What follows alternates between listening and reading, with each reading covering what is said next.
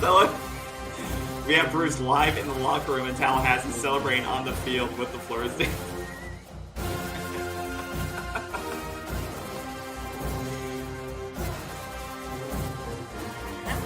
And I don't know why, but like we were able to run the ball so well in the first half, especially to the left side, and then all of a sudden we started to abandon it.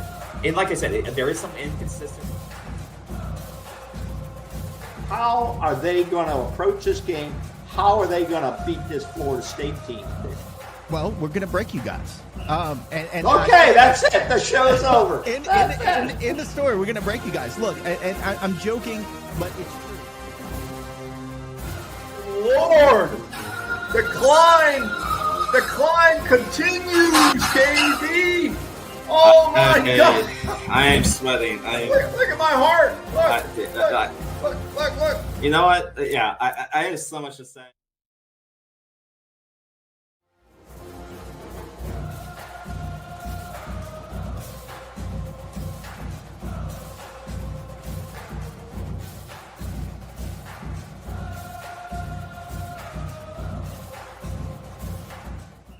Welcome back to Seminole Sideline 365. My name is KB, and with me, as always, is the old man.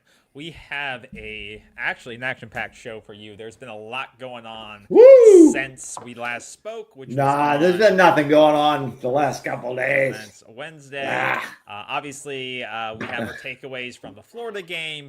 But outside of that, there's been a lot of key hires to the staff. Norvell said they were going to act quickly, and they have been, with some key hires happening today as well as over the weekend. It's all a part of this rebuild, and these are going to be key positions, obviously. And there's been a mixed reaction to some of them from the fan base. So we'll go through that, discuss that, obviously, and then we'll talk about how this will impact, obviously, what we do in the portal, what we do with recruiting. We've had some more decommitments. We have people may be committing now due to these things. So this is going to have a whole cascading effect this week. So it should be a very, very interesting December with these hires and how they impact things moving forward, especially, I think, within the transfer portal.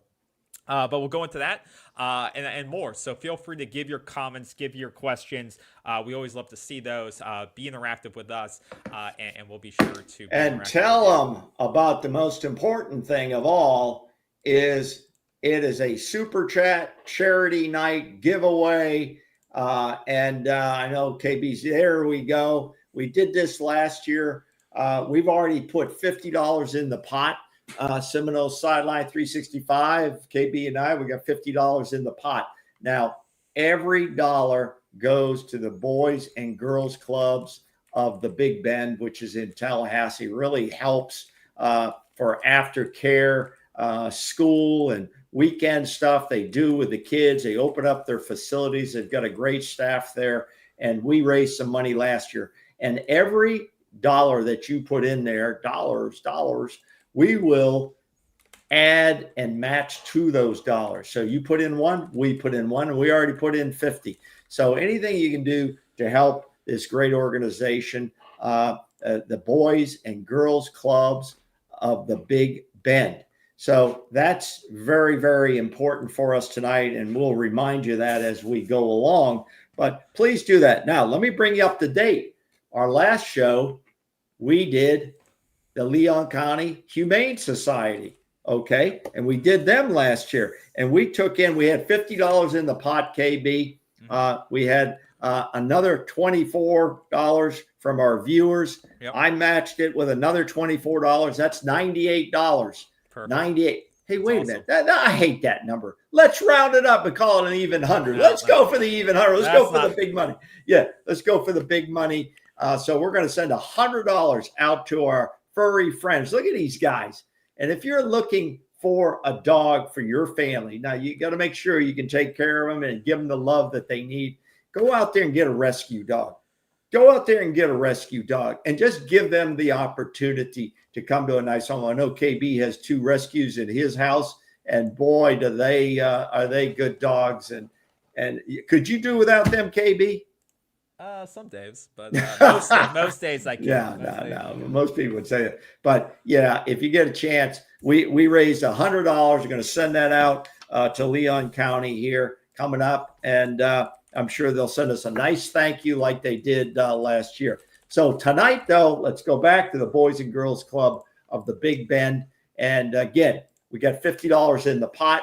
Any dollar you put in, I go ahead and match that. Okay, Awesome. KB, tell us what we're going to talk about, because there is a hell of a lot of things going on. Yeah, so obviously a lot of we can go through the new hires, we can go through the Florida game. Let's talk about our takeaways from the Florida game, and then let's not spend too much of time on. I want to talk about what's the future here.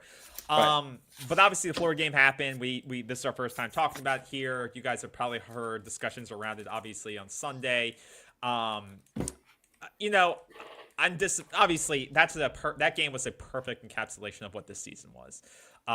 Mistakes, lack of execution, missed opportunities. It was the perfect summation of what the season was for Florida State football, and the things that you have to fix if you want to compete next year in the ACC. I don't think. I mean, it was 14-0 at halftime. It was 17-3 going into the fourth quarter. I mean, this was a game once again. And how many times have I said this throughout the year? If we had anything that looked like a competent offense, this is easily, I think, a 7-8 win team this year. You know, it's just this year, due to many things we talked about, offensive line play, lack of playmakers, things like that, you have not been able to compete in games down the stretch or in the second half. And this was a perfect encapsulation of it. I think, for the most part, the defense did its job. I mean, were there big plays here and there that they gave up? Yes, obviously. But they kept this game in check. They did, like I said, to win this game, to pull off the upset, you were a 16-point underdog. To pull this game off, you were going to have a 2023 defensive performance, that type of defensive performance. You weren't there. You didn't get that type of performance, but you got close to it in certain aspects. You held Florida down up until the fourth quarter when they put 14 on you. And so I can't put this on the defense. I think they did their job.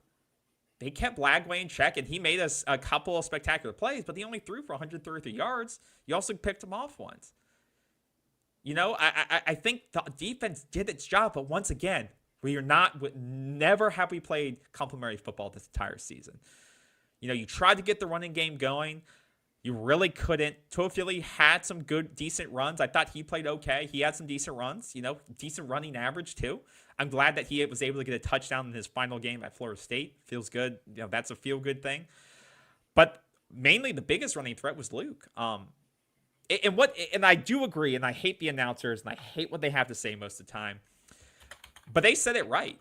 You would see some plays where the offensive line would create holes for the running game, and Lawrence would, get 3 or 4 yards, and the next play, it would just totally collapse around them, right? It's the lack of consistency of that offensive line that we've seen for the last 2 or 3 years, right? It's a lack of ability to do your job in the trenches that has crippled this team, and this year specifically crippled this offense. And now, do I think Luke played a perfect game? No, I don't. I think Luke missed a lot of simple plays, passing the ball. A lot of plays where he probably should have just thrown the ball away. I think many times he sat in the pocket too long. He's got to have that timer in his head that once it hits 2 seconds, I got to get rid of the football. If I don't see anybody open, I got to throw the ball away. I can't hold on to it for too long. Yeah, about 2.5 to 3 seconds. 2.5, 2.6 is the NFL average on short passes. 2.6. For instance, yeah, and you brought that up last week. If you look at a play like this, you may put this on the quarterback. Now, he's got to get rid of that. But he's got to get rid of that. You have to have that. And you can clearly see he has a check down here. It looks like to the right side. Right. He's got a check down right there. You got to – I know it's a split-second thing, but that's where if Luke is going to be our quarterback, he's going to take what's open to him. He's got to know that this is a defensive line that is going to be able to get to you, and they're going to get to you many times. Yeah, right? yeah. You're exactly right. He has to understand our offensive line is the worst in the country and one of the worst in FSU history. Okay. So I got to get rid of it or throw it out of bounds, one or the other. And and many times I felt like he had these shorter checkdowns to the running back or in the flats. Where's the dump off? I mean, It's there right should here. be a. It's right here. It's the running back. It's right here. Yeah. It's right there. It's right there. Right there. Right. He did, and many times, 3 or 4 times, I saw him have that available, but they didn't take it. So once again, this is a freshman thing, and once again, this is his second game starting, or his second game ever starting. Yeah. And so that's where I think you see maturity between a DJ Lagway and a Luke, is that DJ's gotten the chance to start 7 games now, 8 games now, and has a better offensive line. They're not the best in the country. They're definitely not the they're best. Average. They're yes. average. And even their coach said that. He said after the game, we need to protect the quarterback better. Yeah. So both of these teams, but ours is the worst in the country. And so I think that's a maturity thing. I'm sorry to have to say that. And that's a thing where I think he as a quarterback to develop, he has to know the personnel he has and have that timer that says, take what the defense gives me and know the personnel around me. Because I think there was plays like that. But there was other plays I thought he looked great. I think some of the play calling looked a little bit better in terms of, using the pressure against Florida. You had the 2-point conversion, which was nice. There was a play there. They had I'll pull up if I can, but I think there were certain aspects of the offense that looked decent, and you could see how those could translate next year if you have a competent offensive line or consistent offensive line. But but to wrap up my summary of it, once again, you did. Like I said, I didn't think this was going to be a blowout. You thought this could be like the Georgia game. I said that's not going to happen, because Florida's not good enough to blow us up like Georgia, and the defense did enough to keep you in this game. And the sad part is, if you had the tools on the offensive line, I think you could have won that game. You could have won many games this season. We saw the same story play out like it did the entire season. There was nothing special. An average plus team beat you, and it is what it is, and that's a perfect bow tie to the season. All right. I think that's fair. I think your summary is fair. I'm not going to reiterate a lot of that. I did have some thoughts. I just kind of wrote down in random. The season sucked. I mean, in my lifetime, and I've been around Florida State football since the mid-1960s when I started listening again on a transistor radio. And this is the worst season that I've ever experienced besides my 1973. And let me correct some of the talking heads that were out there today saying the worst season was 1974. Not true. That was a 1-10 season under Darryl Mudra. 1973, when I was sitting in the stands as a student at Florida State, we went 0-11. However, our scoring average, I believe, was around 17 points a game, and we lost 3 or 4 games by 1 score. So actually, the team, even though it went 0-11, was much more competitive with less skilled players on its team than this team here. So for me, since the 1960s, this is the worst team I've ever seen in Florida State history. This is the only time I have not been excited about a Florida State game. Really. I usually get hyped up 2 or 3 days ahead of time for something like this, or for the Miami game. But this year, I couldn't get hyped up for either one because you knew the outcome was pretty well determined for the most part. Okay. And you know what's funny about the 1974 team? They had 1 win. It was against the University of Miami. But the 73 team got beat by Florida like 49-0. Yeah. So the 73, 74, and this team are at the bottom of the dumpster fire. Yeah. Okay. And that's pretty much I have to say on that. Now, we finally saw the guy we've asked about a lot, and I assume he's being redshirted. I don't know. Is that talented offensive lineman Julian Amela? Okay, he finally made it onto the field at the end of the game. I don't know if you caught it or not, KB. Yeah.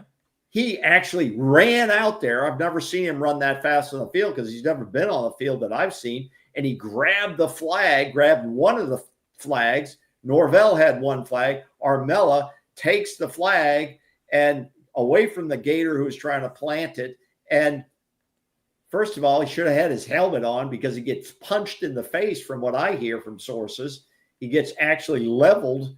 And so, that was his game time experience. Post-game experience but at least Armella made his highlight play of the year.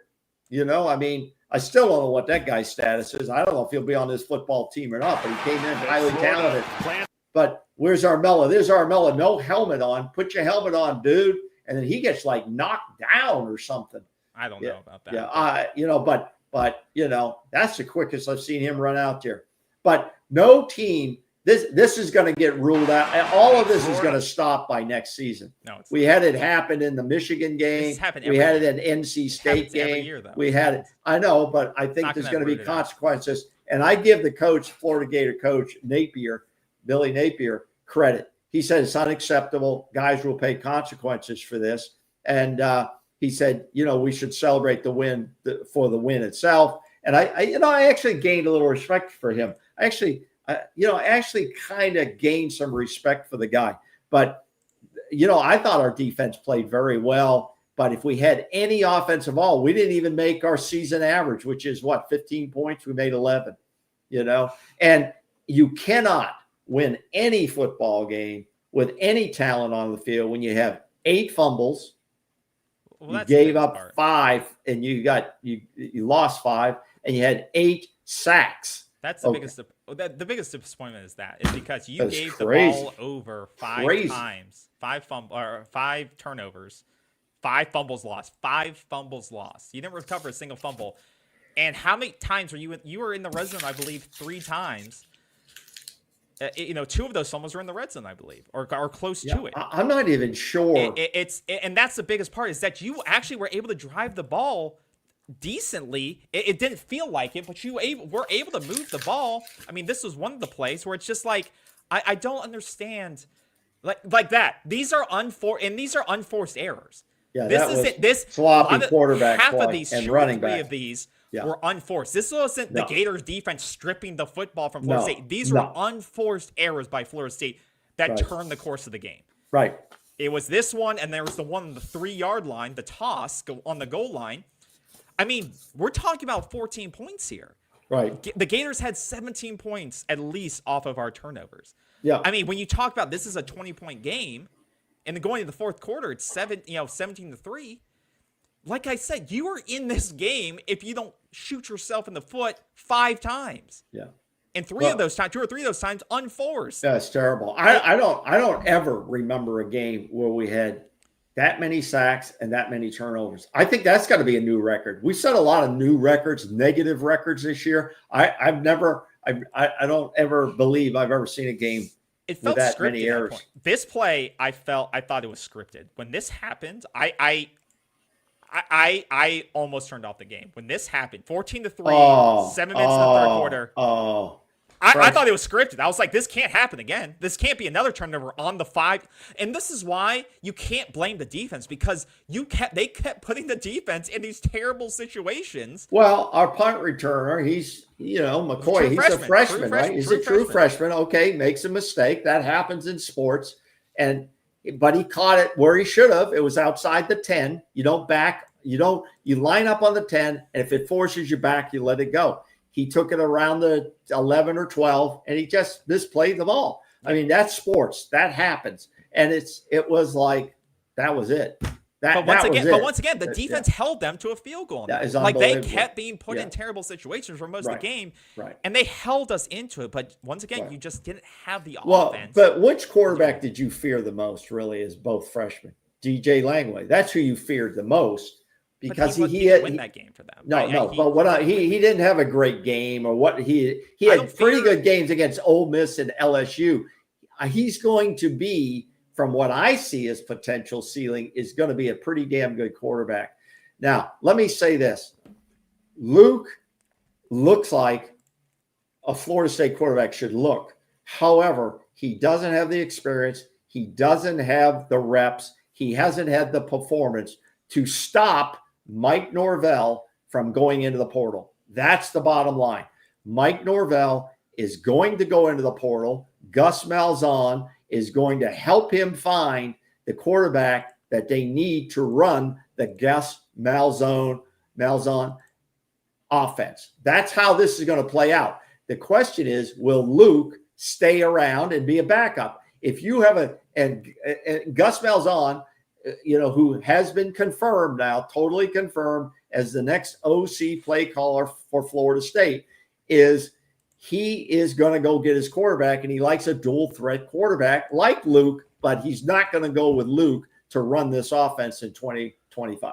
I'm not going to totally say that. I am. He won't let him run the offense because, like you said, you're dealing with the worst offensive line. And there is no way in a quick turnaround, immediate fix in 25, you're going to go with a freshman quarterback who has limited reps to take you to the promised land.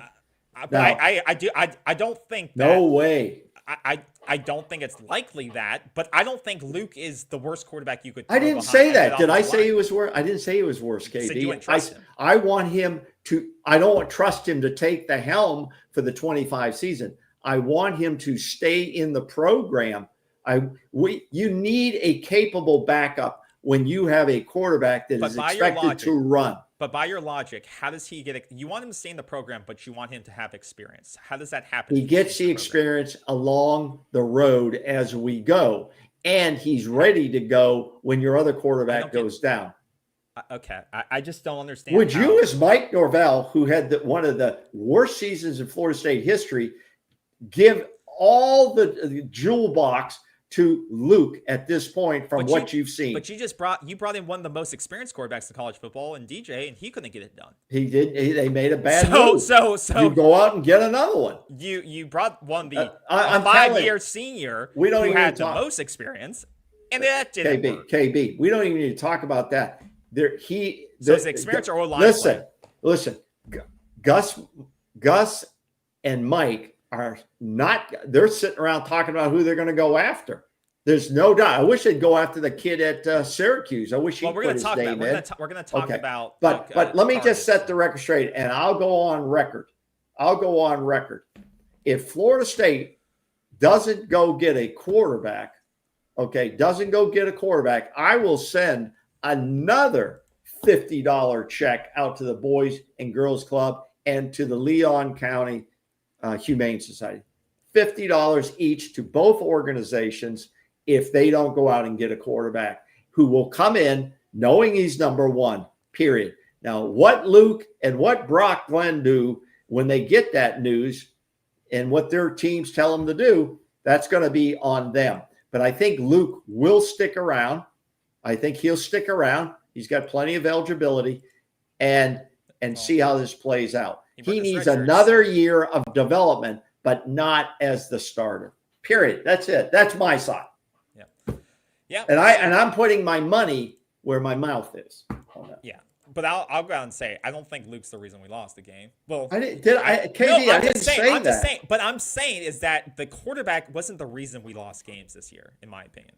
It was the pieces around the quarterback are the reason we lost. Well, there's no doubt. And so that debates. You're saying a better quarterback is going to make I'm not us win saying games. that. I'm not saying. I don't think any quarterback could have existed with this line, including Jordan Travis. Okay, this line, who Jordan Travis had most of these guys, is the worst offensive line in Florida State history.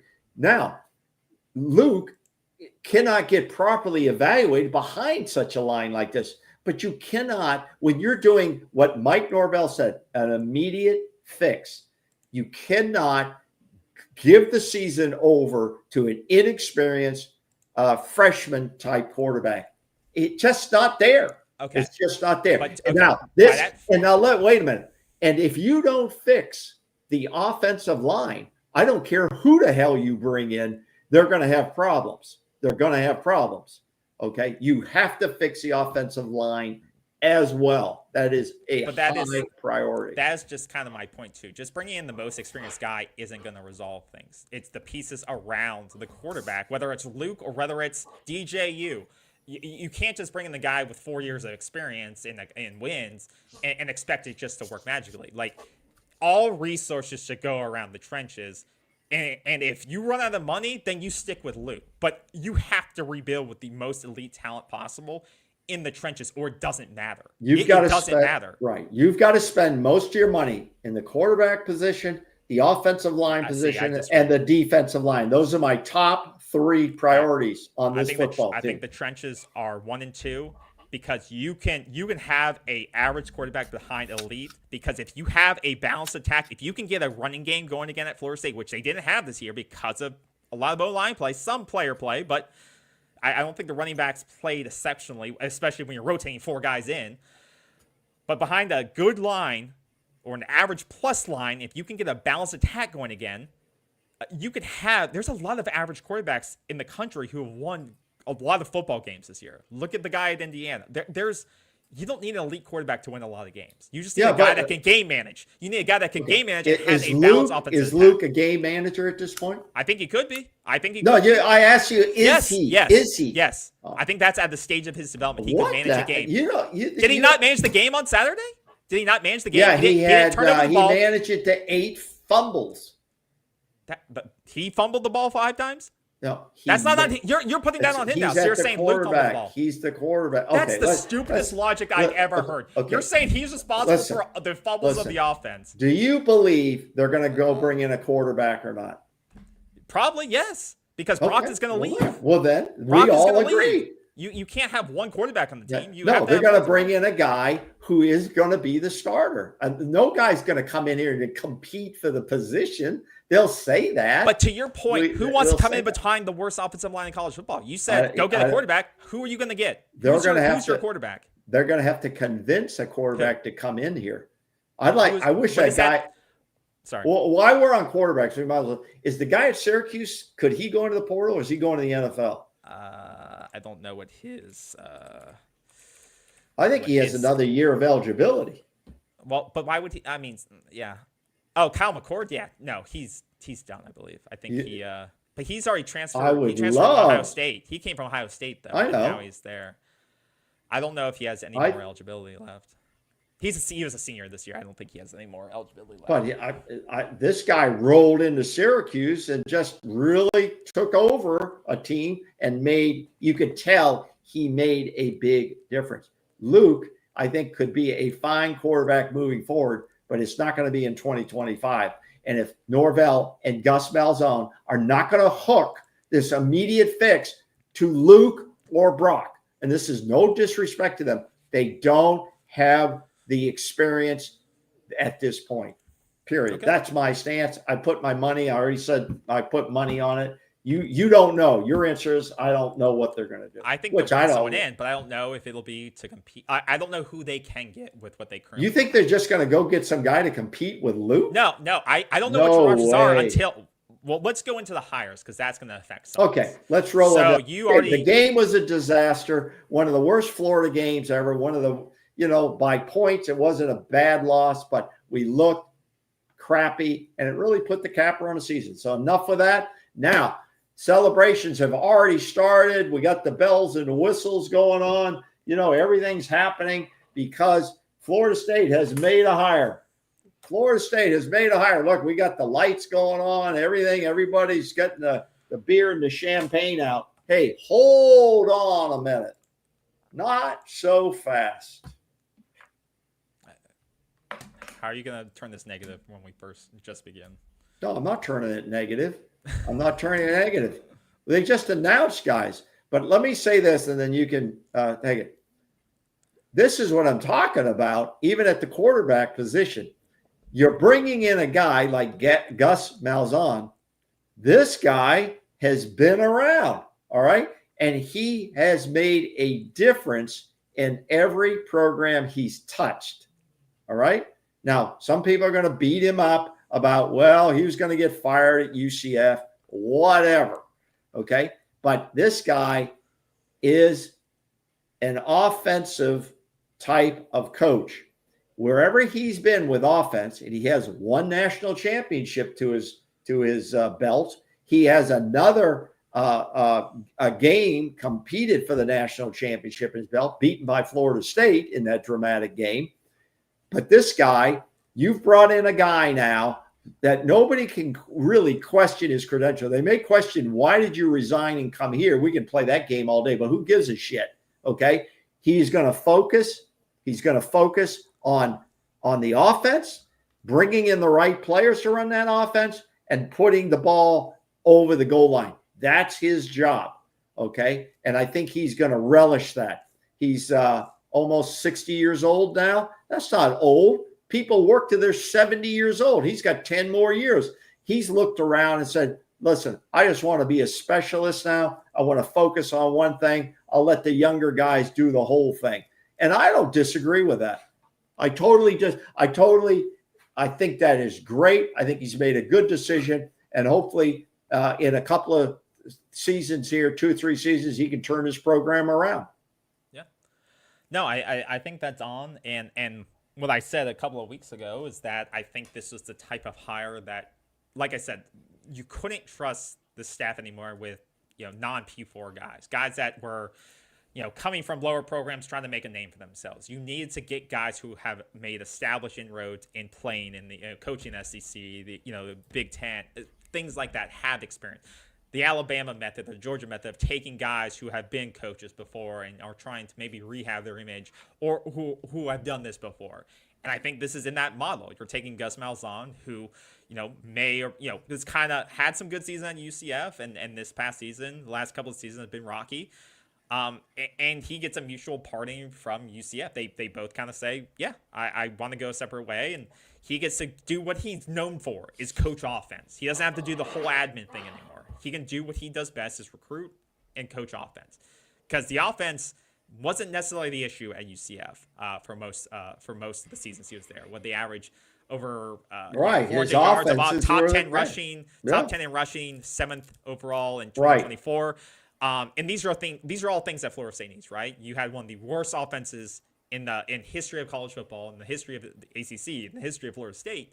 And that's something that he's been able to do at every stop he's been at. And so you may not like it. You may say Gus is over the road, but we're not hiring him to be the head coach here. If we were hiring him to replace Mike Norvell, I would say, yeah, this is a big red flag, because that's not an improvement. No, we're hiring him to do what he does best, which is manage an offense. And this is what happened. Wait. And this is a good sign, because this tells me Mike Norvell is giving up the play calling. That is the biggest green flag. Now, there was no doubt about that. Because that was the biggest question mark, is that will Mike Norvell finally give up the reins of the offense to someone who is better equipped to do it than him? And the answer to this is yes, because Gus Malzahn is not coming in to not call his own plays. I can tell you that. He would rather retire. So that is what you should be happy about, FSU fans, is that now Mike can go focus on accountability, focus on the admin, focus on making sure going out to alumni dinners, recruiting, and shit like those that. Things. And Right. Gus will manage the offense and make sure he gets the players that will fit the offense. And that's what I'm excited about, because that's one thing he can do well. And now he doesn't have to focus on everything else, just like Mike Norvell doesn't have to focus on the offense anymore. He doesn't have to be so much in the weeds there. You can trust Gus to what he does best. So that's why I'm excited. At first, I was like, I don't know. You see the UCF record, but then when you dive into the stats and you see the types of players he was able to get and make the most of those players offensively, that's what excites me. So I think, and once again, you have to think about who is available for Mike Norvell to get, and maybe budgets and salaries and stuff like that, and how that plays into all the other position coaches you have to hire. I think this is a good pickup for Mike Norvell and what he's looking to do. I think this is lower risk. You great summary there. I'll just add a couple things. I think it's a good hire. I think it's a good, solid hire for what Mike Norvell wants to do and needs to do, which is an immediate fix. Okay. Yep. And Gus, you can't go too far wrong.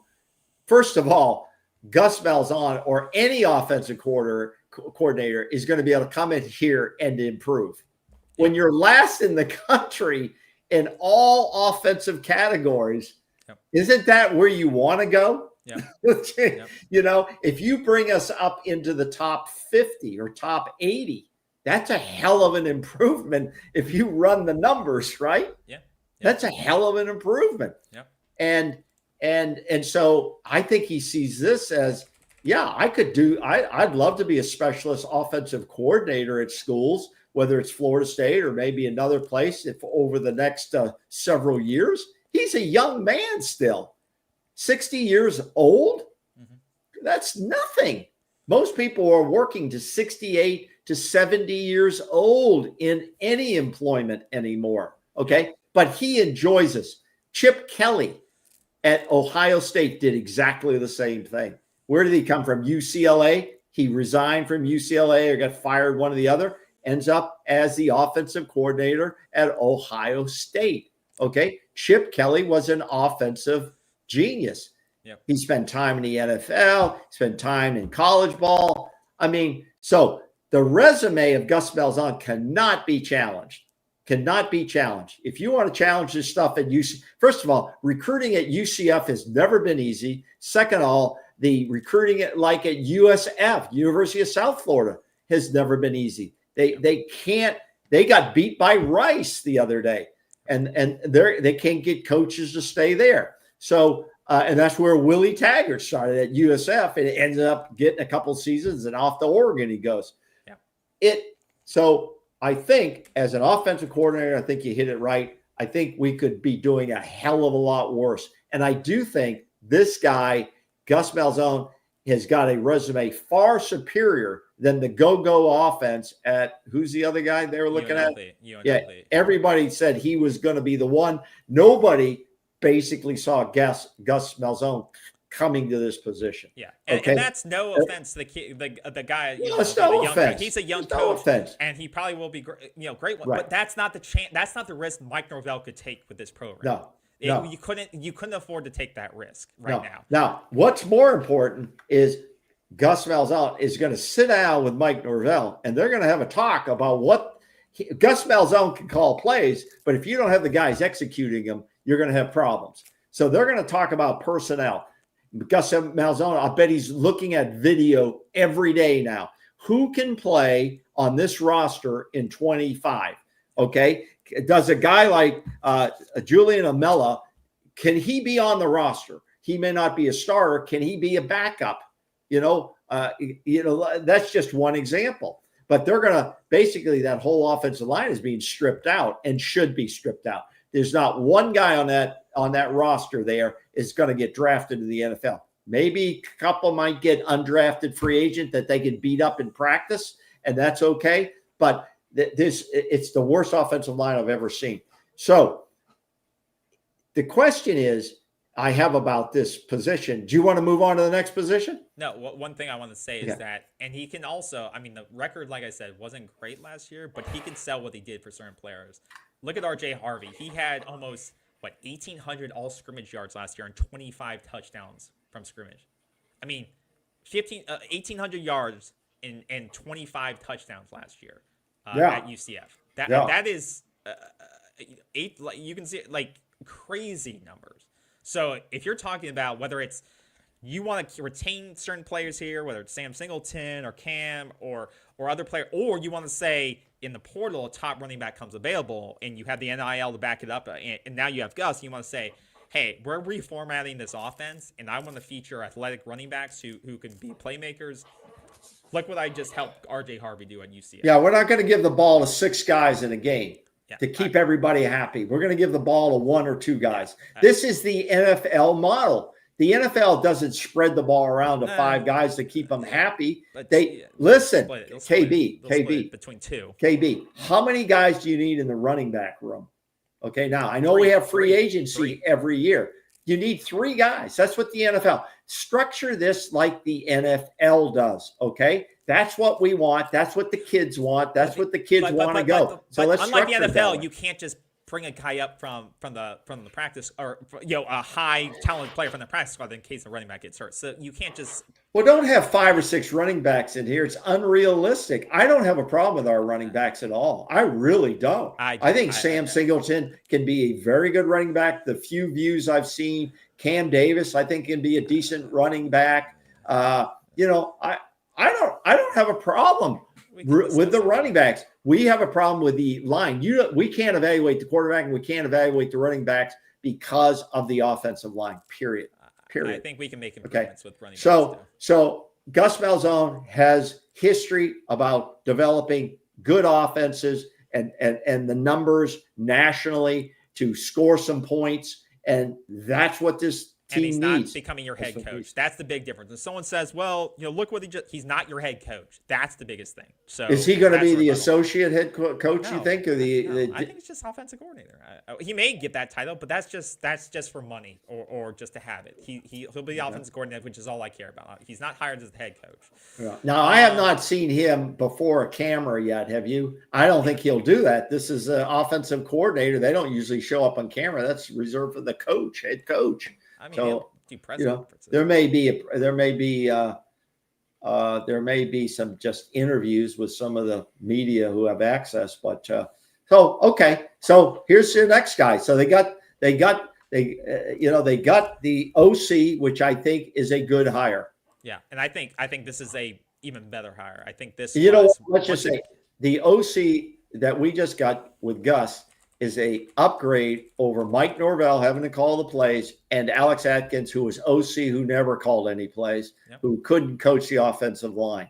And that was a total disaster. Yep. So I think this is an even better hire. I don't think many people were sure I wasn't sure who this offensive coordinator, who the pick would be.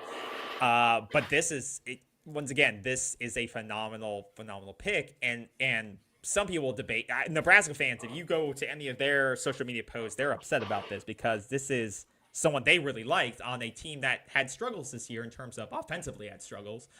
But this is a team that really loved this guy based on what he's been able to do at every stop he's been at. If you look into his history in terms of where he's coached and where he's landed in terms of Tony White, this is a big coup for Mike Norvell and his ability to recruit a guy like this and have him make a lateral move. This is a guy that many people said could take a head coaching position at maybe a non-P4 school potentially. But this is a guy that can recruit. This is a guy that has made impactful changes in turning Nebraska into a top 25 defense the last 4 years. And once again, and recruits phenomenally well for them. And you can see all the list of awards that he has here. Broyles nominated for top assistant in college football last year, as well as at Syracuse. So this is a guy, once again, that is not coming up from Akron or an FCS school or trying to make a name for himself. No, he has a name. He is known in the industry amongst his colleagues and amongst recruits. And you're able to take this guy from a Big Ten school and bring him over to a 2-win school and say, we need you to not only help us. Like I said, the defense wasn't the problem this year, but it wasn't elite this year. And we need you to come in and make this even better. It's not championship caliber. No. And we need you to come in and make this even better. We need you to make it like the 2023 team and sustain that and sustain the talent and continue to bring in that talent and develop that talent. So I think this is a phenomenal hire by Mike Norvell. I didn't expect this, a guy of this caliber, and I don't think this is a risky hire. I think this should work out. Once again, you don't know. Nothing's a certainty. Well, I don't think Gus is a risky hire. No, but that's the thing. I don't feel these are very. When you say safe hire, that makes it sound bad. Like you didn't go out on a limb to hire a guy that could take you to the next level. But I think these are very, very good picks for what Mike Norvell needs to do if he is going to make fast fixes. And that's what Mike Norvell's promised. I'm going to fix this thing fast. And I think both these picks, especially Tony White, is a guy that has proven what he can do at many different schools. And I would expect the same thing at Florida State, especially being elevated. I think coming back to the state of Florida for him, he can do even more than what he did at Nebraska. And that's why I'm excited for a guy like this. The only thing is, what about Odell? What happens to Odell? Well, we'll get to that because there could be someone that comes to Tony White, but it's a 3-3-5 defense and how that affects Florida State and how that affects the personnel. Because you've already seen a bunch of guys from Nebraska jump into the portal on the defensive side, so he may be bringing in a bunch of his own personnel, and you may see a bunch of guys from Florida State jump in the portal, which I don't think is a huge loss, but it'll be interesting to see how he implements the 3-3-5 because this is a system that is easier for the defensive player to utilize and makes it confusing for the opposing offense. And that's what I think some fans I'm excited about because I think sometimes our defense under Fuller was too complex and didn't allow guys who are athletic and talented to just play football. Sometimes I think it got too complicated at times. So it'll be interesting how Florida State's switching to a 3-3-5, which is 3 down. Well, in the 3-3-5, you do have to have talented linemen, right? You have to have talented linebackers. That's the only thing that may be missing and that Tony White's probably addressing right now if this is finally official, which I believe it is. So that's the biggest concerns I may have is that switch to 3-3-5. But if he can find the right people to run it, especially in the first and second level, then this could be really exciting. What are your thoughts? Yeah, I agree. I don't think his resume is as solid as Gus Malzahn's. I mean, okay, I'm just saying. I'm just saying. But Gus Malzahn has been around football longer than Tony White. I think Tony White is building and has built an impressive resume. Yeah. I mean, the numbers don't lie. You know, you look at his national statistics and how he and awards and nominations and so on. He's obviously, and he's coached at a high level. Yeah. Now, both these guys have coached at higher levels than what we had before. Yeah. All right. That includes Mike Norvell. That includes Alex Atkins. That includes Fuller. Okay. These guys' resumes are much thicker and more solid than what we had here. Now, does this guarantee anything? No, because what you have to have is you must find the right players to fit your system to make it work. And I expect his system is going to rely more on agility and speed. Okay. And especially with the linebackers, you know, that I hope that he makes it less complicated and lets their athletic ability shine.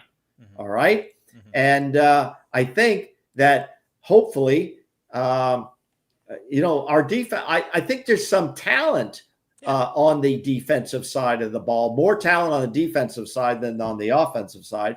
But the defensive backs and the safeties, we got to do some work there. But the defensive backs overall, I think there's some skill there. I think there's some talent there.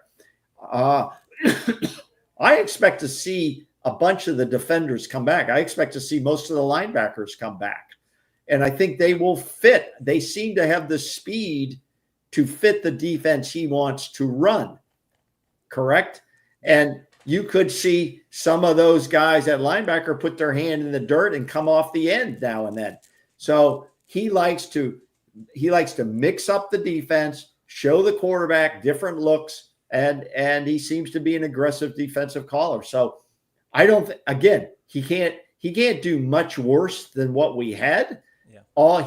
He's got enough pieces there to improve on it, in my opinion. So he looks like a good hire too. He looks like a good hire. And I think he's a guy that can bring in talent. Like I said, we said with the assistants and who they hire, who can they also bring with them? And you've already seen a bunch of Nebraska guys, like I mentioned, jump into the portal. And I wouldn't be surprised because it seems like this is a coach that is well regarded with his teammates. And you know, even though Nebraska did have struggles this year, it wasn't because of their defense for the most part. You know, this is what happens. There's going to be guys from any team when a coach leaves that say, "God, I like playing with this guy. I think he's doing a good job." And the coach kind of got in his ear. Let's say it, but I don't know if it's you can do it or you can't do it. Who cares? It's going on.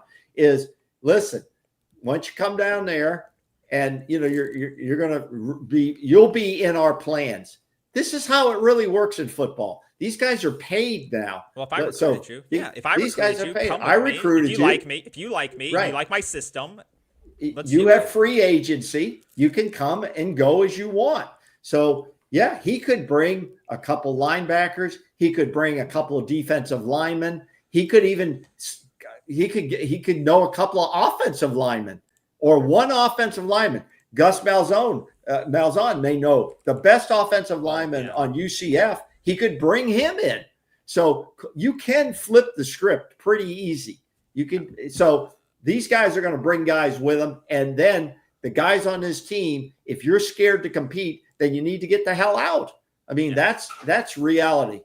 This is not rah-rah system ball college football as much as it is semi-pro ball now, okay? Yeah. And people are coming after you for your job, for your money, and that's how it is in the NFL. Yeah. That's how it is in the NFL. And that's what it is. It's a war, and people are there to compete. And if you don't want to compete at the highest level, and that's what, quote, the standard is, then you need to be off this team. And if it scares you, then you need to go elsewhere. Go to a different level to play. Okay. Yeah. Here's a clip that may help too. It kind of describes his system and how it could apply to Florida State. I'm just going to play it real quick because I think it's kind of interesting if anyone hasn't seen it yet. So I'm going to play this real quick. One of the keys that we had all week was this guy right here, their tight end. And what we said through our film study and all that stuff was whenever that guy lined up at the number one out there wide, he was going to come back inside and it was going to be a run, okay? So what we wanted to do was be able to junk up the front up here with these guys and then let everybody have zone eyes and play the run. So first play of the game, they come out, we see it, we make a call, let the guys go over there and play. You can see them pointing to where that guy's going to end up going. Notice all the eyes right there, all the eyes, okay, are in the backfield. You can see everybody right here is looking all at the ball carrier. All eyes are straight back there so they can see the mesh so that we can react to the run and fit it right. Now, what I think is really neat is if you take a look, okay, we're running an interior game here. Now, right here, what we're doing is we're bringing big old Ty Robinson, and he's going to go in there, and we're running a game with 325-pound, not 330, 325-pound Nash coming around there with a pinch and a guy going in there so that way we can junk up the front and have this ball surrounded so those guys can right there go ahead and make the play. So it ends up being just like what we thought. Guys come around, make a play. Yeah, so I just think the guy, like you said, it'll be interesting to see the 3-3-5. The only thing that people have brought up as a concern is that you're going to be playing a different type of, I would say, style of offenses when you play against the ACC, right? Big Ten is a lot of power run football. You know, Wisconsin, Ohio State. You do have some more. You do have a couple of spread teams, but it's a lot of those more, are the like, linemen we need to get out of the Midwest, and he may be able to help us do that. You know, the big power linemen. I'm not talking about that. I'm talking about how you face up against an offense. Big Ten offenses, I would say, are run differently than ACC style offenses. So that is the only thing that's been brought up. And I've seen fans in Nebraska say the guy's great, but we at times did struggle against a mobile quarterback because Indiana cleaned their clock last year. It was like 56-7. But then they also held Colorado to like 200 yards total offense. So, you know, that's the interesting thing. So I think it's an upgrade. I think it will be interesting what he does. It's an upgrade. There's no doubt it's an upgrade. But I think he needs to get his guys in. I think he'll do a good job of doing that. Because I think if he thinks a guy in the Florida State system like Patrick Payton, I don't think Patrick Payton will be here next year, and I don't think that's a loss. And that, you know what? I don't see that as a loss. Yeah, I wouldn't pay him. I'd cut his pay. Is what I would do. You got to make him hungry. If you give a guy reward money for not performing, you're not helping him. You're creating an issue for your team. You have to structure this like the NFL.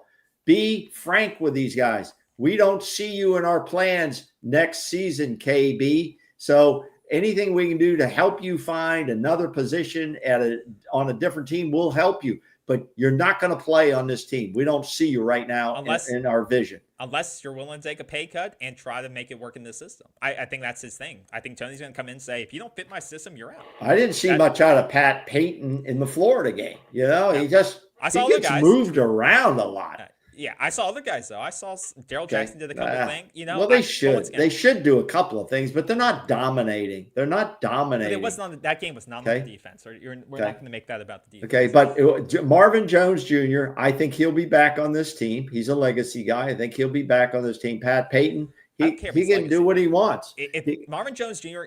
doesn't make if we don't think he can make an impact, I don't care if he's a legacy or not. He can go somewhere else. You know, for a while he was tagging out, switching off and on with Pat Payton.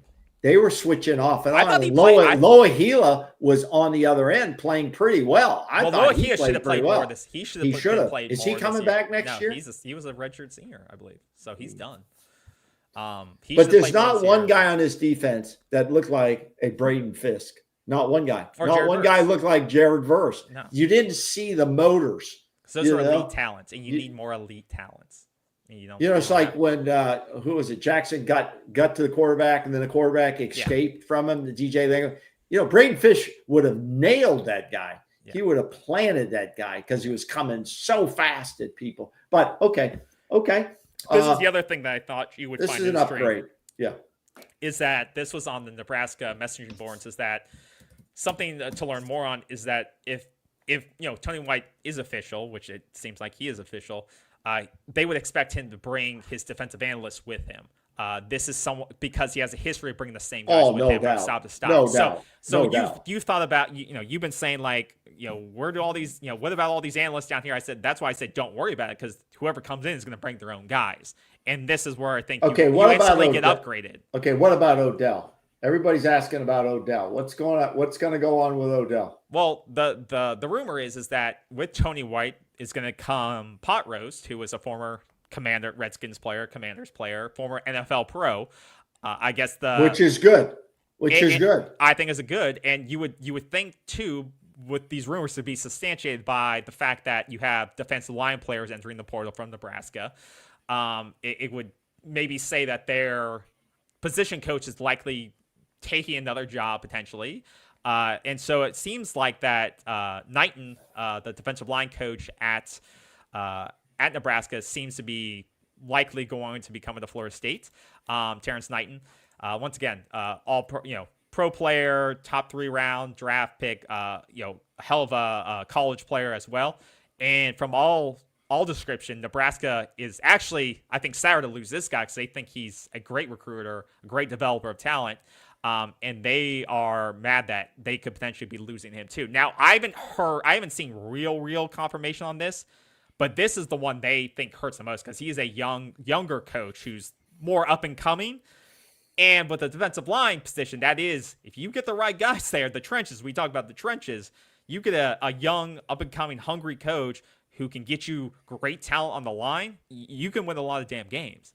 Because this guy's trying to make a name for himself, right? He already did in the NFL. He already did in the college. He wants to do it as a coach now. That's why he retired from the NFL football, because he wanted to go into coaching. And so he's been doing a hell of a job. And this is a guy that Nebraska highly regarded. And so I do think, to bring up Odell, I think this is, if this does become official, and I think why they may be delaying this is because they're trying to figure out what to do with Odell. I think that's why. I think there's options there. And I think Odell will do the right thing.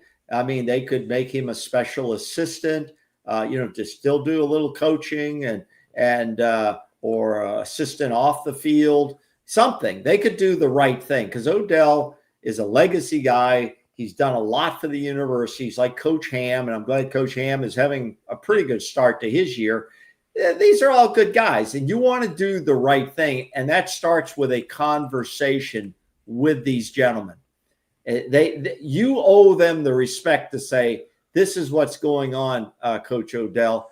We're bringing these guys in, and we want to see how we can fit these pieces together, and so on. So I think the right thing will be done. Is he in his final contract, Odell, or is he still on?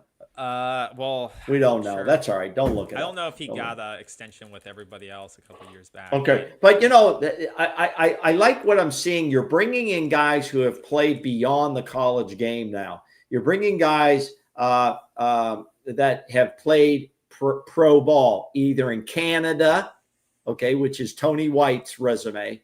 Okay. He was drafted, by NFL, didn't play in the NFL, but played up in Canada 3 or 4 years.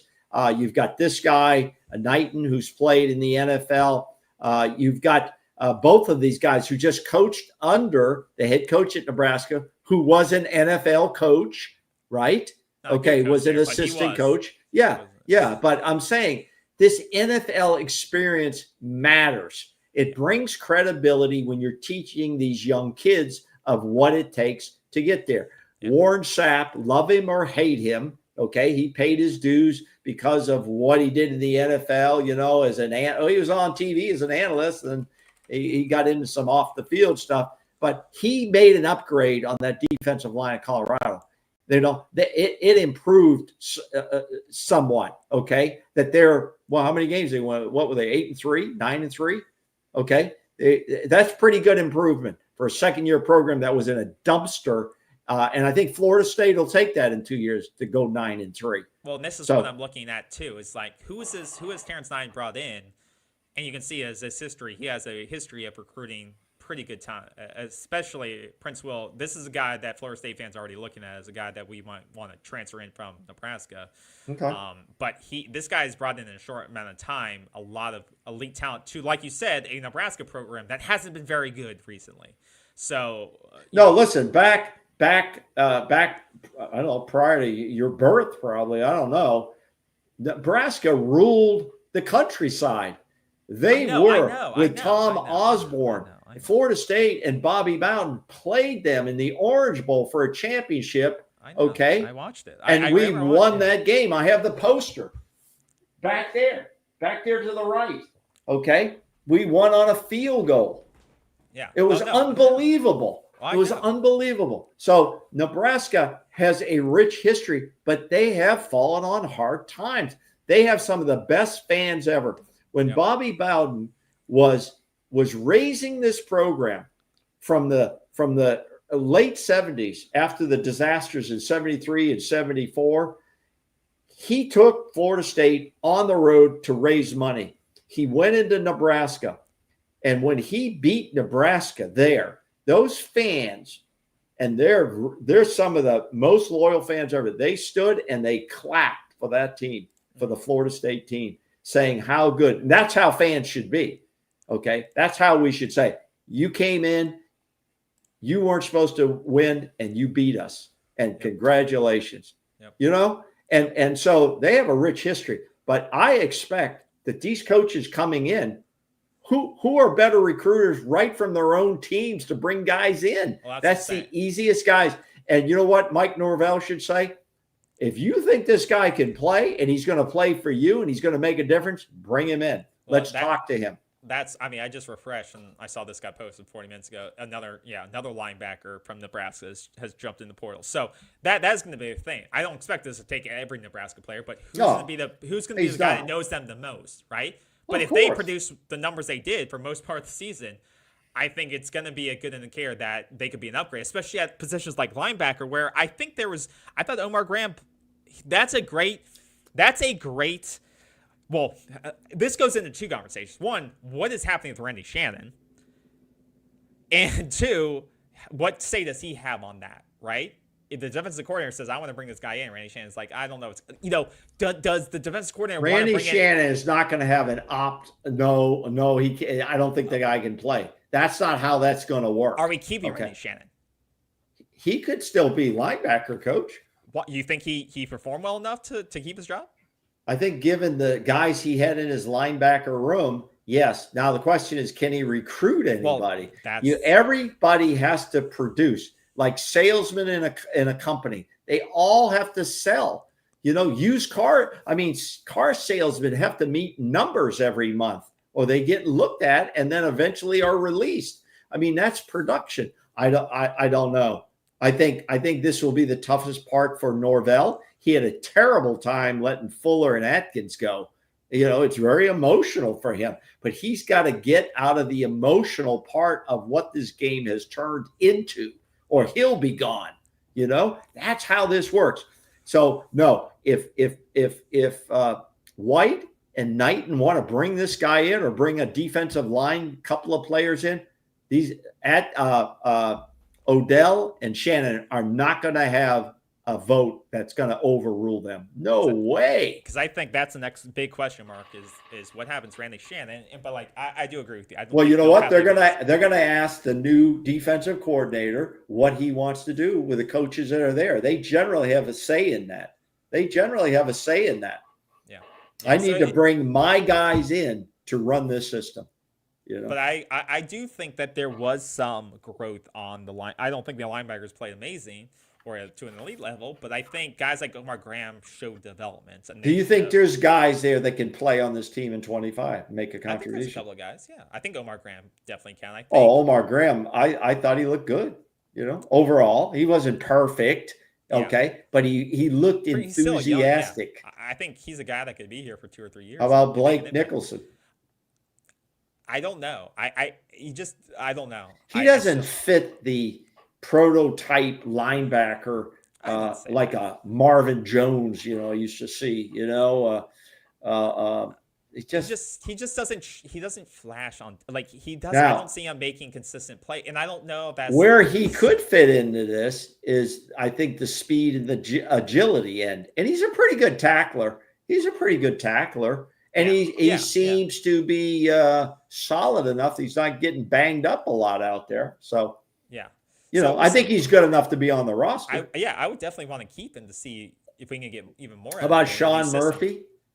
Didn't see him much. He was injured. Sean, He was injured a lot of the I think years. he'll be back. I think he'll be on the team. But once again, I would take a guy that has more experience than Sean Murphy from Nebraska that the defensive coordinator trusts than Sean Murphy. That's the thing. If there's a guy like that who didn't play most of last year and has very little tape, I'm bringing in guys with real-time experience. And that goes into my next conversation is guys in the portal. And who – this is my big argument against the portal strategy last year. I thought Florida State brought in too many guys that had upside but no stats to back it up. And I think we said that needs to be the strategy. You can't make the same mistake twice. And I think the coordinators you're bringing in are not going to make that mistake because I think they'll be able to bring over talent from their other school that they know works. But you can't make the same mistake where you bring in like a Jaylen Brown who has upside, 4-star play, but has never had to catch the ball more than 5 times in the season, right? Yeah, or you did that too many times across skill positions, and I think it bit you in the butt. You didn't have that guy that's had a 800-yard season. Well, we said that, and you screamed that from the rooftops early in the spring when they were building this 2014, that we had so much production to make up that the guys we were bringing in were not bringing in those type of numbers.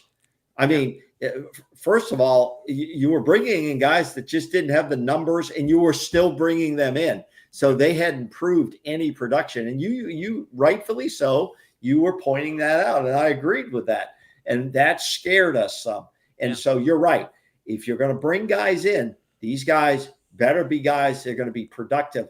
And sometimes who's a better coach than the guy you're bringing in as a coach to know who can play on that team and who can't? Yeah. Okay. I agree. And so with that, I think there's already a bunch of guys jumping in the portal right now. I think, and you see that, yeah. And that's where I think the next big target needs to be who the hell is going to be the O-line coach? Because you have a lot of players on teams that aren't going to the playoffs entering the transfer portal. Because why are they going to get hurt in a no-name bowl game?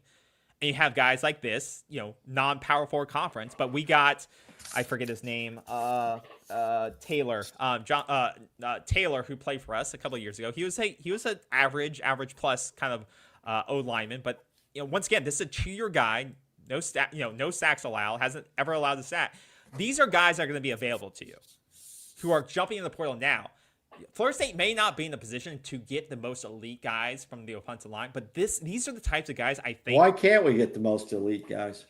Because those guys are going to go to championship contenders next year. And I don't think, unless you're willing to spend $2 to $5 million per lineman, because the issue is you need volume. You need volume and you need quality.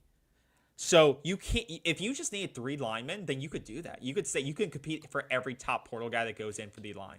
But you are losing 6 linemen to graduation alone, and you also need quality backups too. That's the line that Atkins built for us. He built us a portal pocket line, and they also had guys on the line who have been with us for 5 years who aren't good. Yeah, so, I think you're right. So we need like 10 bodies, I think, on this line that are capable of playing. To compete for the top 5 positions. Yeah, exactly. And that can back up and rotate out if somebody gets hurt. So I think like a guy like this, who has 2 years left. So once again, you're not cobbling together a 1-year roster. These are the guys that we need a coach to be able to start reaching out to and offering. I think selling him the vision. I think there's going to be a 24/7 push for evaluation. Okay, and Gus Malzahn, I think he's smart enough to understand. I got to watch a lot of tape myself and tell if the guy can play or not. Who are they playing against? And so on. I think the evaluators, off-field and on-field guys, are going to sit down and have to look at this, and that's why we got to get in an offensive line coach as quickly as possible, And I hope he's probably one of the most critical hires Gus and Mike can bring in. And I hope it's a guy that has a solid resume of the coaches we brought in so far, that has a solid D1 background and may have, I hope, had NFL experience. That's what I'd like to see, and has the ability to recruit. And we're talking, building a power line. That's what I'd like to see, a power run first line. And if we can do that, that makes your passing so much easier. All right. And that should happen here at Florida State. So, bring in the guys you need to bring in. But I think that's going to be priority one will be quarterback, and priority two, close to priority one, will be the offensive line. I wouldn't spend a lot of money, on running backs. I don't think, most NFL teams don't spend that much money on running backs because they can get running backs. Okay. But it's hard to get these offensive linemen. It's hard to have that quarterback, that steady hand back there.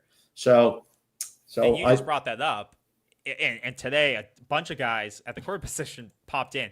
That's the issue with quarterbacks. Some of these guys will be available for a while, and they probably will to evaluate their options. But you had today alone a lot of guys with a lot of experience jump in the portal. So offensive line guys, because there are a lot of star guys whose teams aren't going to make the playoff. But two guys that stood out were Miller Moss, the quarterback from USC. USC didn't have a great season. This guy has already said that teams have started to reach out to him. And so I think quickly, to your point, Florida State's going to have to make a decision what type of quarterback they're going to go after. And Gus Malzahn, which is great that he's already been signed and he can start making those, looking at the decisions he wants to make. Mm-hmm. Who do they want to go after? Because you have the starting quarterback at Washington State. I don't think Florida State's going to be going. I think he's going to follow his offensive coordinator into where he goes. But I think the kid from Liberty, who I have on there, Caden Slater, this is a guy that has over 7,900 yards and 77 TDs in his career. But this is a one-year guy. Do you want a one-year bridge, kind of a bridge loan to Luke? I think that's not unreasonable to give Luke one more year to be in the system, to play where he can play. Possibly, if the guy gets injured, he's got to go. He's got to start. But just like Brock Glenn did, you're forced into action.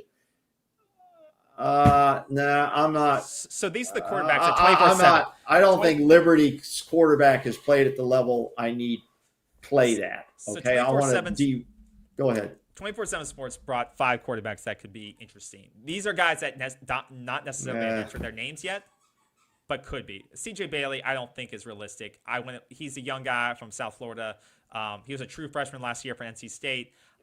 I'm not taking another guy, a guy who's going to be a true sophomore next year to compete. That doesn't make there's not enough upside there for me to take a guy like this. The other guy, Avery Johnson, once again, another young quarterback, sophomore.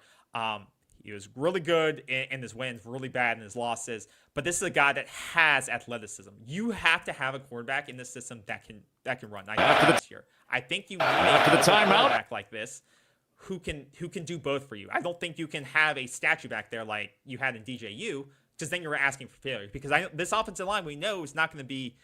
Hopefully going to be. It has to be improved because it was terrible this year. But you have to have a guy that can adjust for the talent of your offensive line. Well, it appears that Gus is going to be looking for a dual threat guy. At UCF, and he had at Auburn. He's always had a guy like that. Okay, that can do both. And I don't think DJ Langway is going into the portal, so we're probably not going to have a shot at him. But that's the kind of guy he's going to have to go after. But if you bring in the wrong quarterback and it doesn't work, you're going to struggle. Now, here's the key thing. When Mike Norvell says immediate fix, what does that define to you as?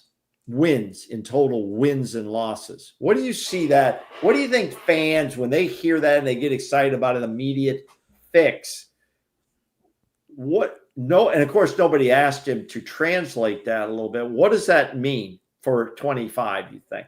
I think 8 wins.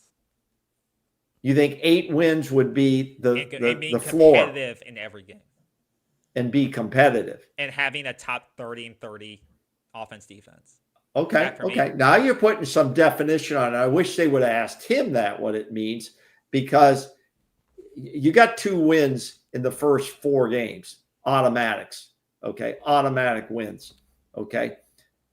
Those, a couple of, I can't remember, Kent State's one, and there's another Central Arkansas Tech or somebody. So there's 2 wins right there. I say if he wins 6 games, a minimum of 6 games to 7, 6 to 7, which I think is very doable, and goes to some garbage bowl game, is probably going to be what he calls a fix. That's the immediate plug in the tire, keeping the air in it, and then we'll roll on to 2026. And if Luke's still on team, maybe it's his team at that point, But I think 6 to 7 wins, getting to a bowl game, I think will be important.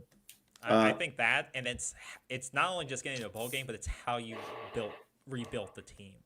If it's just built on a bunch of 1-year guys who are going to be gone, you have to rebuild it the same way. Well, we've talked about that. See, when he says immediate fix, what is that? That means all for next year. That's kind of what it means. But that doesn't mean immediate fix. The portal guys aren't just everyone in the portal is not a 1-year guy. You could do it that way, and that would be a mistake because that would put you in the same hole next year. Mm-hmm. And that doesn't guarantee success either. So I think, once again, immediate fix means, okay, we're going to upgrade our position coaches. We're going to go after the right guys in the portal. We're going to redo the foundation of this team. And I think, once again, he didn't nobody asked him for the definition of immediate fix, which is a mistake. Yeah, nobody asked that. But if he's too stupid to not rethink the way he built this team the last 4 years, then he'll be fired. I think this is the he's trying to walk a thin line. See, he's worried about his job, and it's not about the money for him at this point. It's about his legacy. It's about his coaching career. It's about his ego. These guys have huge egos. He's very concerned, but when he leaves the word immediate fix, this is going to get fixed. This is going to be an immediate fix. He's leaving it out there for the fans to come to their own conclusion what immediate fix is. Here's FSU, 6 wins is not good enough.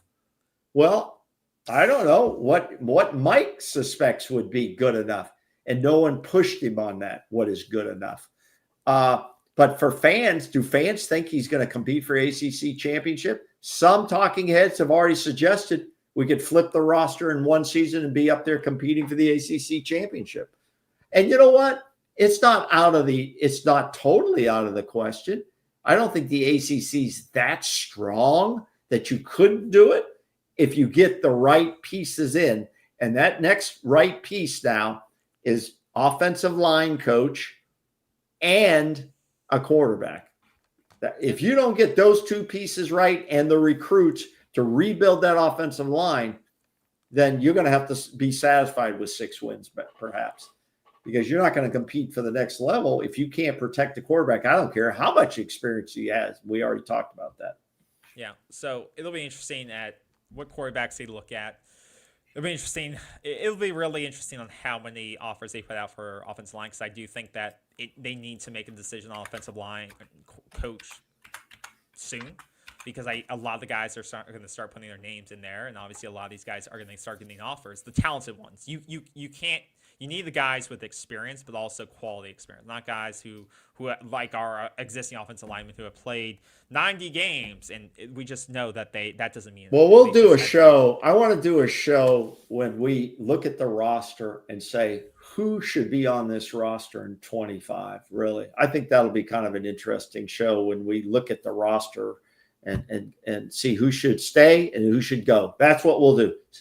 You do the graphic, stay and go, and I think that'll be very, very interesting. I got a question for you. Deion Sanders said that their bowl game, everybody's going to play. He goes, we started together, we'll end together. I don't know how the hell he does that in some bowl game that's meaningless outside the playoffs, and he has his son and Travis Hunter playing, I think they may have different thoughts on that. Yeah, it's just a media quote. He can't enforce that. Can you see that happening? How he can't tell a senior that's graduating you have to play in this game? No, he can't tell anybody. Exactly. So it's just a media quote. That's why I don't take it seriously. Well, it makes him look stupid if it's just a media quote. No, but fans will say, "Oh my God, look, look, he gets his players a buy." It was a shot at Florida State for some of the players that sat out when their bowl game was stolen, when the playoffs were stolen. So, I mean, it's once again, it's one of these stupid quotes that is a shot at Florida State for the guys that sat out last year. Yeah, it was a shot. Because our playoffs were stolen from us, and they didn't want to play in that bowl game.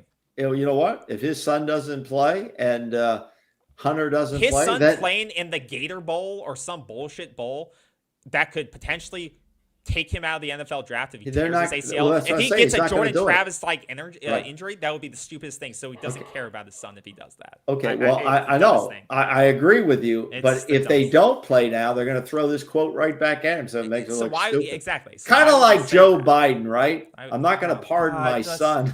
But I did. Well, I'm just saying, people out in public shouldn't throw out quotes they don't mean. But this is why coaches talk like Mike Norvell, because it doesn't get them in trouble. Yeah, they don't get these things turned. They just stay down the middle, and it doesn't get them in trouble.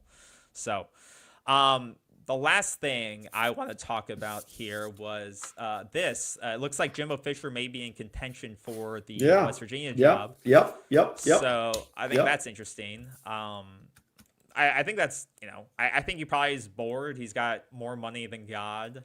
I don't think he's bored. I think he likes football. He's bored sitting at home not coaching. No, I know. Thing. If you like competition, and you know what? If you pull up Jimbo Fisher's, records, right? Even at Texas A&M, okay, which now all of a sudden the former Duke coach there, he's under a little bit of fire, right? He's 8-4 for the season, okay.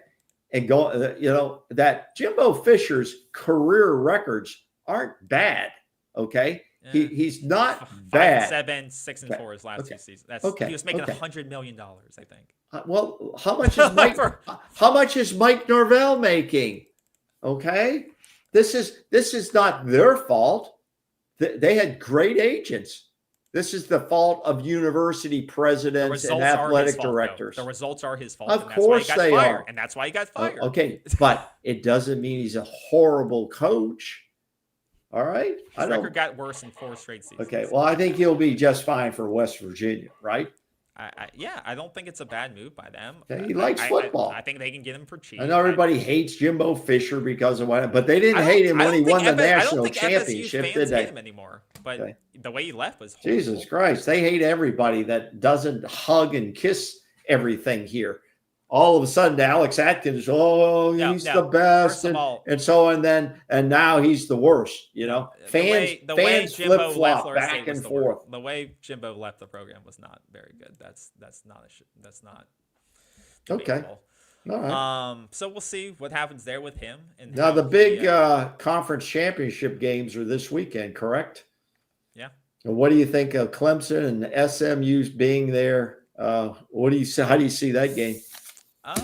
I think SMU probably pulls it. I bet you they win. Yeah, SMU first year in the conference wins the conference championship, and Miami, who had a shot to be in there with their once in a lifetime probably quarterback at this point, Cam Ward, got beat by Syracuse and were knocked out. And the Miami fans are not happy. Okay, they're not happy, and I'm glad they got knocked out. And different year, same story. Unbelievable. They how many years they've been in the conference and no conference championships. And if SMU comes in their first year and wins one, it's bad. It's bad, very so bad. Sad. So sad. Now the last question I have for you: University of Georgia, great game against Georgia Tech, but it was unbelievable. I didn't think it was ever going to end. However, the announcers were saying, which I picked up on, apparently a lot of public media picked up on as well. Joe Tessitore, or whatever his name is, Mr. Excitable, he said whether they win or lose in the SEC championship, they're going. to the playoffs. That's what he said. It's so dumb. But once again, we know If they lose, there'll be how many losses? Three losses? we know ESPN. That's outrageous that you would be in a 12-team playoff in this country with 3 losses. I mean, it's biased, Do you right? agree or not? No, they shouldn't be. Any team that has 3 losses shouldn't be. And I've got some people probably hating me right now for saying that, but I think when you have 3 losses and you just almost had a 4th loss, I mean, you were almost had your 3rd loss with Georgia Tech. You know, it's like, are you one of the best 12 teams in this country right now? It's Because their defense is. That's why I think 12 teams is probably too many because you're I don't know. I don't think so. There's how many? 133 teams. Or we need to go back to computers doing this. There should not be some human committee that gets to decide this. That gets to decide these other teams that get in other than conference champions. Like, well, you could have the computer as a tool helping you make the decisions. No. Go back to the BCS. Go back to the BCS. There should not be human adjust. Like, we have AI for everything else. Why can't AI just select the teams? Just build an algorithm. Why can't we just have ESPN pick them? They already do. I mean, they already do. I'm they sorry. already. Yeah, exactly. It's ridiculous. That's crazy. It's like Ohio State. It's. Do you think Ohio State and Michigan should both go? No, Michigan's got 5 losses. They're not going anyway. 7-5, 7-6. And Ohio State's not in the championship game, right? Or are they? They are, I believe. Who are they they're playing? Ohio State. No, sorry. It's. Are they playing Oregon? Oregon's playing. Who are they playing this weekend? They're playing Penn State. It's Oh, that's right. Yeah. So you think Ohio State makes it? They make it. They make it because they don't have to play another game. Yeah, they make it. They win by. They make it by default because they don't have to lose again potentially. This is the stuff that I hate. Like, it's just. Hey, it makes it exciting for talking heads. I don't care. It's just, all right. Well, all right, good that's enough. going to do it. But it'll be interesting to watch who. There's going to be a lot of people jumping the portal this week as conference championships wrap up, and just players who aren't competing are just jumping in. Plus, there's going to be coaches packing their bags to leave Florida State, and there'll be coaches packing their bags to come in this week. I think there's going to be a lot of names coming and going this week. So, we may jump on the air for 5 minutes, or one of us may jump on the air and just give her a quick reaction. That's what it'll be, a reaction. Early signing day is the 4th, so that's, is that the 4th or the 7th? Oh, the 7th, yeah. So, I don't expect Florida State to have a great group there. No, but once again, that should be expected. But you know what they should do? They should only sign guys they think can help them. If they're just signing guys to have guys signed, then that's ridiculous, and it's back to the old again. Don't do that. Yeah, Sign guys that can contribute. I think Florida State is going to take probably 30+ transfers, or they should be taking 30+ transfers. Wow. Yeah. Get guys who can make impacts, guys who have experience, guys who you think can make impacts, and treat the portal like a recruiting tool or like a high school recruiting tool make this a transition year. But don't get guys just to fill a roster. I'd rather you. That would be a mistake. You missed too much on that. Let the coaches you bring in, trust their evaluations, trust their analysts. The guys you brought in know what they're doing. They have experience. Trust their knowledge. Don't just, like you said, sign high school guys that are going to sit for 4 years. And here's our winner of the best comment of the night.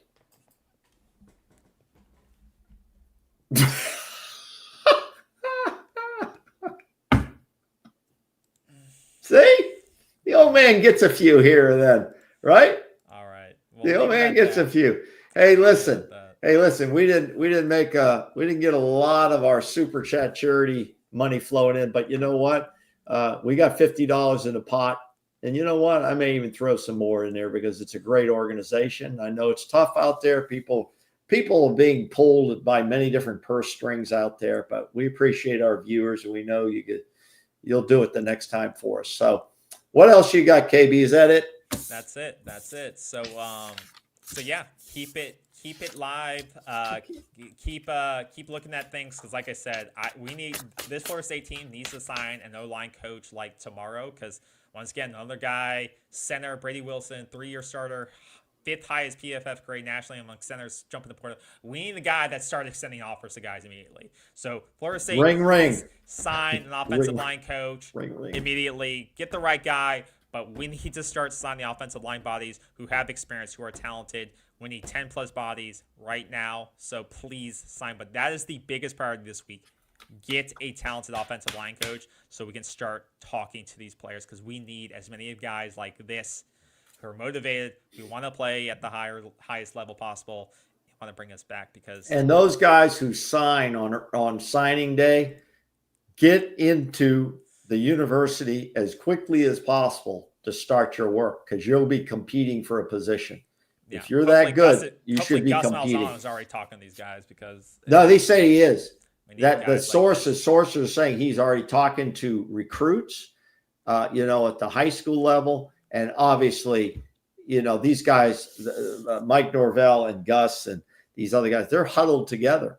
Yeah, they're huddling together to figure out who can we build this roster around. I would have an alert on my phone anytime a offensive lineman hits the portal, regardless of their level. I would see the notification. Okay, how many years experience? What's his grade? Boom, I'd call him right away. Like, that's how I would be monitoring the board right now if I was Gus, until we get an offensive line coach. Because, like I said, well, that's where the off the field guys in the evaluation and scouting office should be working 24/7. We should be their first for a guy like this. We should be his first offer. Just even if we don't decide we want to continue with them, if we do evaluations of tape, we need to be guys' first offers when it comes to offensive line.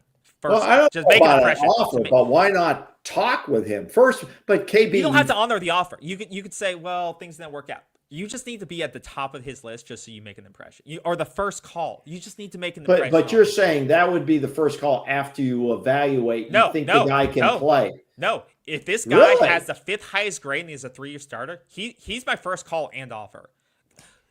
We need 10 to 15 new linemen. You would do that before you actually look at a lot of tape on that guy? Yes. Yes. Do you see? We had the... Did you see how we played this past season? Are you telling me Darius Washington is not going to start for the Green Bay Packers next year? I don't care. Maurice Smith. I don't care.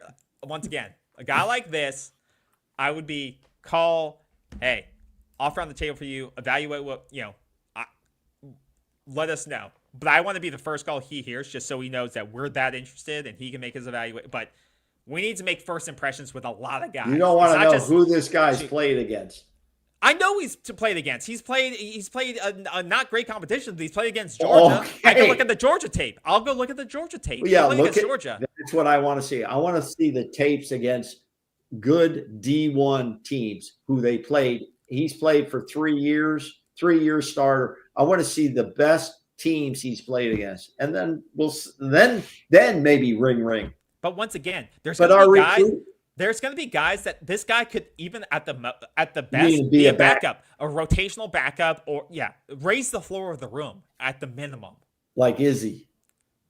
No, that guy is not going to be. No, why do you say that? Because he's poorly graded. He's not very good. You know what? He had a pretty good blocking day against that 450-pound guy for the Gators. Yeah, well. You know who the easiest guys to block are? Generally, the biggest guys that are enormous, that are way beyond where they should be, because that guy would just raise up. He couldn't go anywhere. Yeah. And I have an inside source at UF who said the guy is horrible. And if they had a starter go down early in that game, he wouldn't even have played if that starter didn't go down. All right. So we'll see how it goes. And but we should be calling every talented lineman that enters the portal. But I think we should I think our evaluation scouting staff should be working 24/7, evaluating every lineman that is possibly available. Mm-hmm. I think the offensive Gus, he's seen guys he's played against. He's got guys on his team. Does he have one guy on his offensive line room that he could bring in here? One guy. Yeah. It's got to be one guy. Okay. And then if the guy from Nebraska knows anybody on the offensive side, that would be worthy. These guys have to be, Mike Norvell and these guys have to say, can this guy play or not? But I understand what you're saying. All right, well, that's it. Thank you guys for coming out. Thank you for supporting. If you're watching this live or recorded, we appreciate it. We will see, like the old man said, there'll be a lot of breaking news probably this week. Soon, so we'll probably jump on maybe Thursday, do a recap of the news. So join us then. But thank you guys again. Have a great week. Have a great Monday, and we'll see you soon. Enjoy, everyone, and stay safe out there. Go Knowles. Go Knowles. Go Knowles.